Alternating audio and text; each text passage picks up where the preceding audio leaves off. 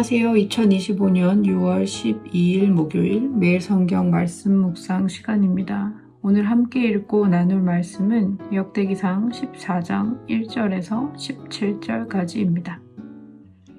두로왕 히람이 다윗에게 사절단과 함께 백향목과 석수와 목수를 보내어서 궁궐을 지어주게 하였다. 다윗은 주님께서 자기를 이스라엘의 왕으로 굳건히 세워주신 것과 그분의 백성 이스라엘을 번영하게 하시려고 그의 나라를 크게 높이신 것을 깨달아 알았다. 다윗은 예루살렘에서 또 아내들을 맞아 또 자녀를 낳았다. 그가 예루살렘에서 낳은 아이들의 이름은 삼무아와 소밥과 나단과 솔로몬과 이팔과 엘리수아와 엘벨렛과 노가와 네벡과 야비아와 엘리사마와 부엘야다와 엘리벨렛이다.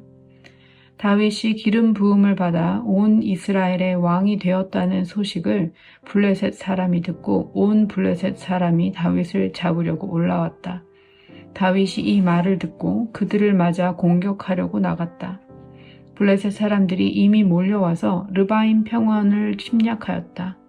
다윗이 하나님께 아뢰었다.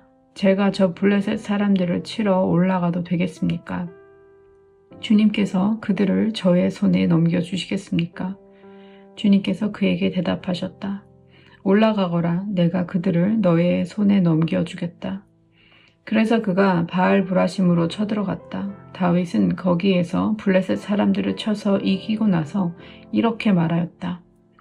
홍수가 모든 것을 휩쓸어 버리듯이 하나님께서 나의 손으로 나의 원수들을 그렇게 휩쓸어 버리셨다. 그래서 사람들이 그곳 이름을 바알 브라심이라고 부른다.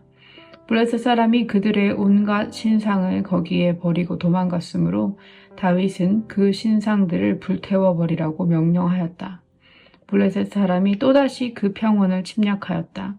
다윗이 하나님께 또 아뢰니 하나님께서 그에게 대답하셨다. 너는 그들을 따라 올라가 정면에서 치지 말고 그들의 뒤로 돌아가서 숨어 있다가 뽕나무 숲의 맞은 쪽에서부터 그들을 기습하여 공격하여라. 뽕나무밭 위쪽에서 행군하는 소리가 나거든 너는 곧 나가서 싸워라. 그러면 나 하나님이 너보다 먼저 가서 블레셋 군대를 치겠다. 다윗은 하나님의 명하신 대로 기브온에서 게셀에 이르기까지 쫓아가면서 블레셋 군대를 무찔렀다. 다윗의 명성이 온 세상에 널리 퍼졌고 주님께서는 모든 나라들이 다윗을 두려워하게 하셨다. 아멘.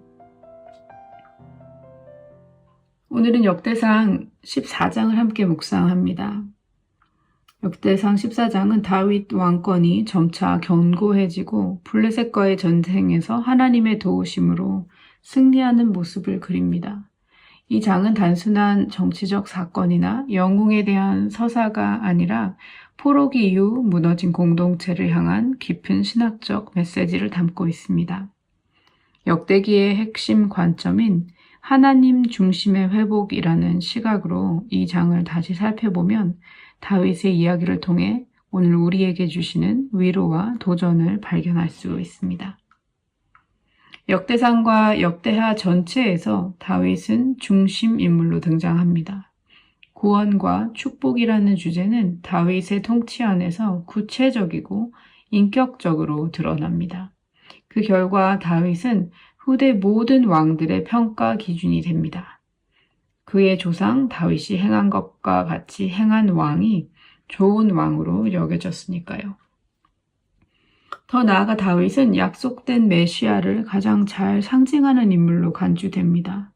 그래서 성경의 여러 저자들이 다윗에 대해 말한다는 것은 곧 메시아에 대해 말하는 것과 같습니다. 역대기 저자의 관점도 이와 일치합니다. 그는 다윗을 단지 과거의 위대한 왕으로 기록한 것이 아니라 앞으로 오실 메시아적 왕의 예표로 제시하고 그 기준에 따라 후대 왕들을 평가합니다.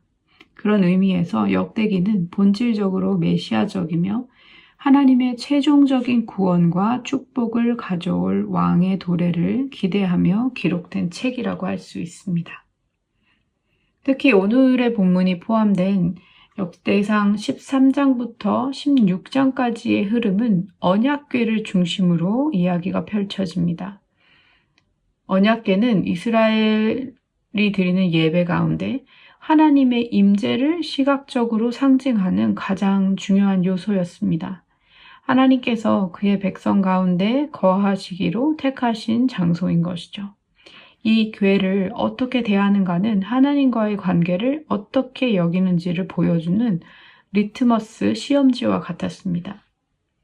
역대기 저자는 어제의 본문이었던 13장에서 언약궤를 경솔하게 다루었을 때의 심판을 보여주고, 오늘의 본문인 14장에서는 하나님과의 관계 회복이 어떻게 이루어지는지를 보여줍니다. 13장 14절에서 언급된 것처럼 언약궤가 머문 오벳 에돔의 집에는 하나님의 임재와 축복이 임했습니다. 그리고 이어지는 14장에서는 다윗의 왕국에도 하나님의 복이 회복되어 나타나는 장면이 펼쳐집니다.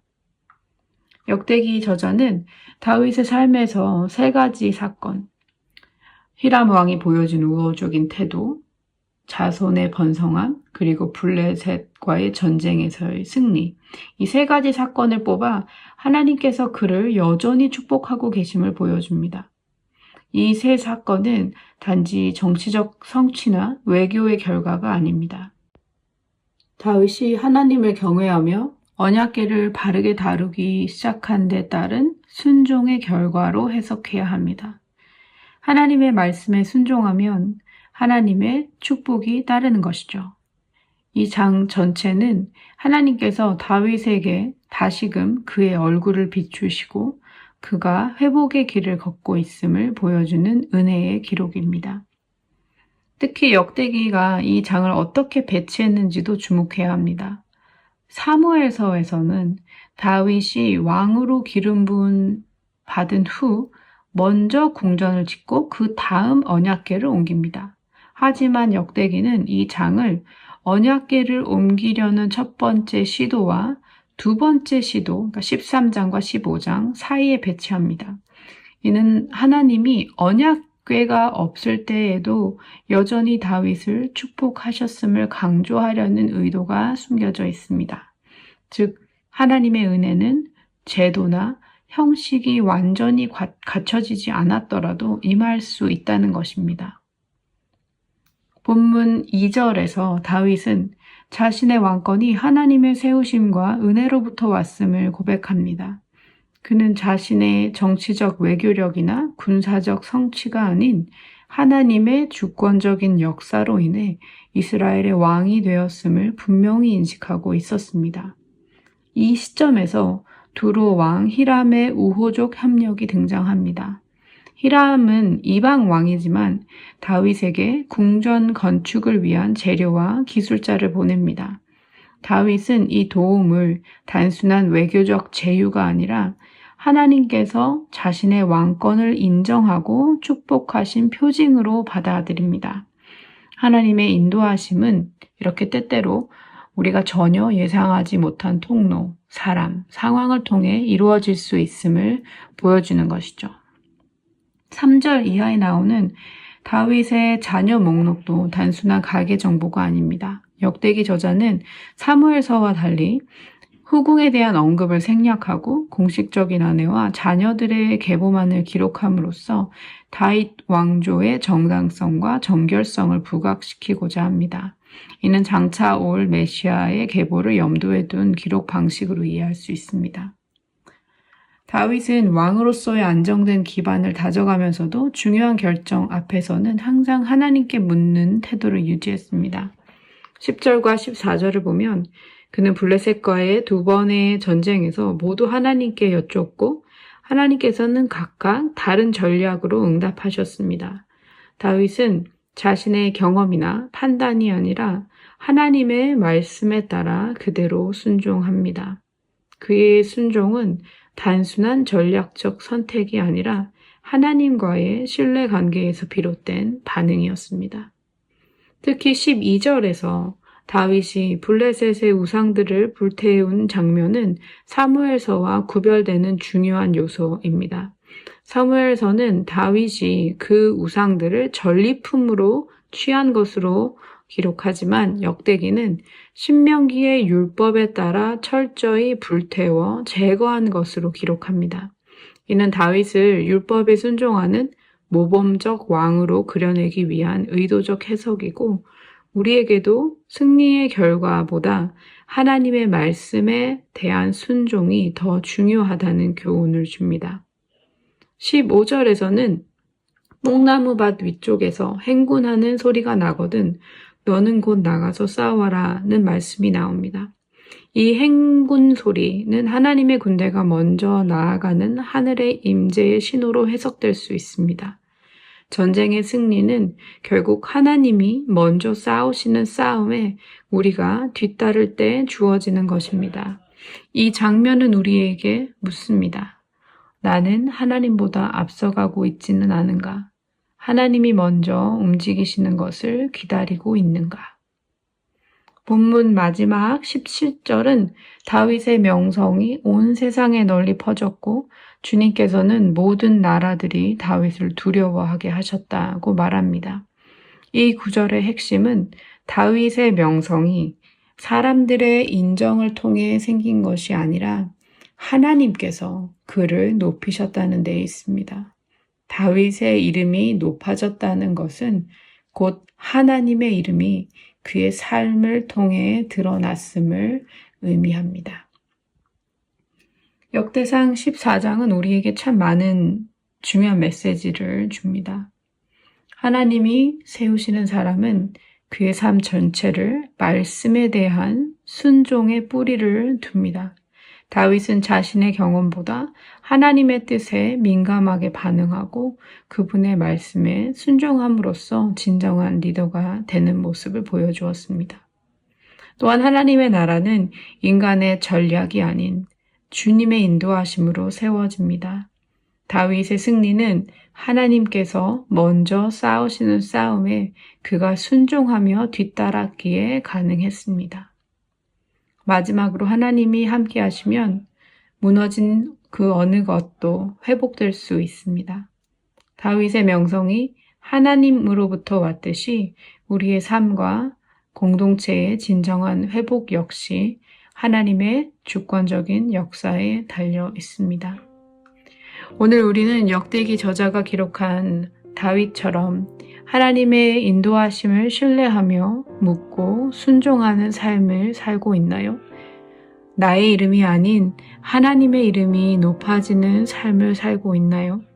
다시 한번 우리 자신과 공동체를 돌아보게 됩니다. 하나님은 무너진 사람과 공동체를 다시 세우실 수 있는 분이십니다. 역대상 14장은 포로기 이후 백성들에게 너희도 다시 세워질 수 있다는 하나님의 음성이며 오늘을 살아가는 우리에게도 여전히 유효한 위로와 도전의 말씀입니다. 주신 말씀을 생각하며 함께 기도하겠습니다. 하나님 아버지, 역대상 14장의 말씀을 통해 하나님 중심의 회복이 무엇을 의미하는지 깨닫게 하시니 감사합니다. 주님, 다윗처럼 저의 모든 것이 주님의 주권 안에 있음을 고백합니다. 저희의 경험보다 하나님의 뜻에 민감하게 반응하며 주님의 말씀에 순종하는 삶을 살도록 도와주십시오. 어떠한 상황에서도 주님께 묻고 주님이 먼저 움직이실 때까지 기다리며 당신의 인도하심에 온전히 따르는 순종의 마음을 우리에게 허락하여 주십시오. 무너진 상황 속에서도 하나님이 함께 하시면 모든 것이 회복될 수 있음을 믿습니다.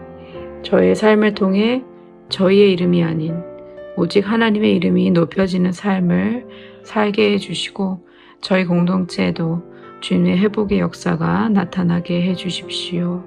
오늘 하루도 주님께 묻고 순종하며 주님의 뜻을 이루어 드리는 복된 삶이 되기를 간절히 소원하며 우리 구주 예수 그리스도의 이름으로 기도드립니다. 아멘.